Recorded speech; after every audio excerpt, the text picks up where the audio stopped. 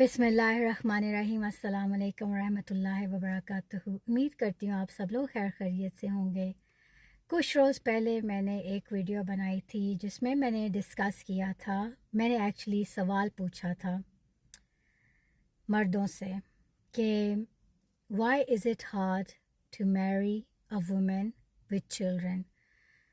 जो डिवोर्सी है उसके बच्चे हैं या विडो है उसके बच्चे हैं, ये मर्दों के लिए इतनी मुश्किल चीज़ क्यों होती है उनको एक्सेप्ट करना। एंड बिलीव मी, मुझे बहुत ज़्यादा इंटरेस्टिंग कमेंट्स आए हैं इस वीडियो पे एंड मोस्ट ऑफ देम 99% मैं कहूँगी कि सारे के सारे जो कमेंट्स हैं नेगेटिव आए हैं। सुभान अल्लाह, मुझे तो समझ नहीं आ रही मैं कहाँ से स्टार्ट करूँ। इन लोगों की, कुछ मर्दों की जिन्होंने कमेंट्स किए हैं, उनकी मेंटालिटी पे मुझे समझ नहीं आ रही कि मुझे हंसना चाहिए या अफसोस करना चाहिए या दुख करना चाहिए। इनफैक्ट एक्चुअली मुझे दुख करना चाहिए। दुख हुआ है इनकी ये मुझे कमेंट्स को देख के कि ये कैसे सोचते हैं कि जिसकी डिवोर्स होगी होती है या जो विडो होती है, स्पेशली जिसकी डिवोर्स हो चुकी होती है और उसके बच्चे होते हैं, वो ऐसी औरतों के बारे में क्या सोचते हैं, क्या अपनी राय रखते हैं। काफ़ी अफसोस हुआ है। मोस्ट ऑफ दैम 99% मैं यही कहूँगी, उन्होंने यही कहा है कि बच्चे जो होते हैं एक फाइनेंशियल बर्डन होती है, इस वजह से वो ऐसी औरतों के साथ शादी करना पसंद नहीं करते क्योंकि उनके ऊपर एक्स्ट्रा फाइनेंशियल बर्डन हो जाता है। सुभान अल्लाह, मुझे इस चीज़ की समझ नहीं आती कि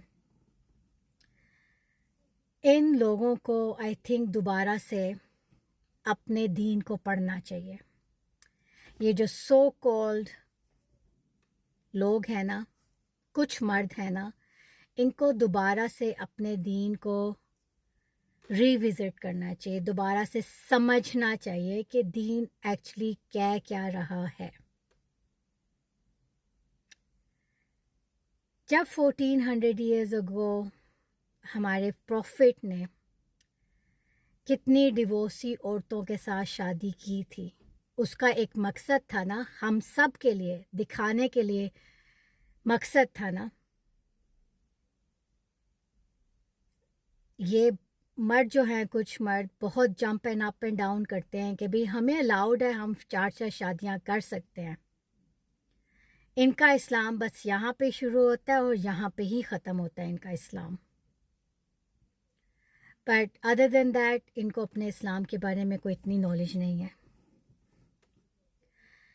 अगर ये शादी करेंगे भी ऐसी औरतों के साथ तो उनके साथ या तो दूसरी या तीसरी बीवी बनाएंगे इनको। जो करेंगे अगर वो, इनको तो एक सबसे पहले तो एक फाइनेंशियल बर्डन समझते हैं। सेकेंडली, ये जो मर्द हैं ज़्यादातर अपनी डिज़ायर्स के लिए शादी करते हैं, ठीक है। उनको क्या पड़ी हुई है कि आपने किसी को शेल्टर देना है। अगर आपने किसी को शेल्टर देना है तो आप उस औरत की वैसे ही मदद कर दें।